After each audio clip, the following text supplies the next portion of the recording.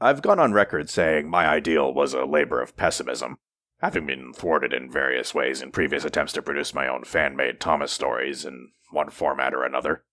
Well, I experimented with a cheap, lazy, black and white line work continuation of where Season 5 left off, in BuzzBook style on DeviantArt, link to my test stories in the description. And now I don't want to work on anything else. I've been trying with all my might to work on the next installment of my ideal. My brain is screaming at me, "You've got a labor of optimism to work on now, dickhead. Your life begins today." So, my apologies to the minute pocket of you who saw value in my ideal. From now on, whenever I'm visited by the temptation to start a series on YouTube, I'll try to resist and stick to one-offs. I'll bow out by answering their perennial question. Why do my versions of Thomas reboot characters' faces match their liveries?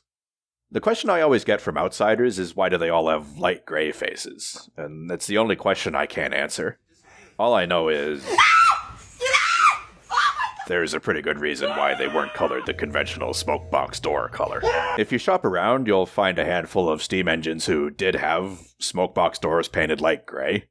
But just as often, you'll find steam engines with colorful smoke box doors.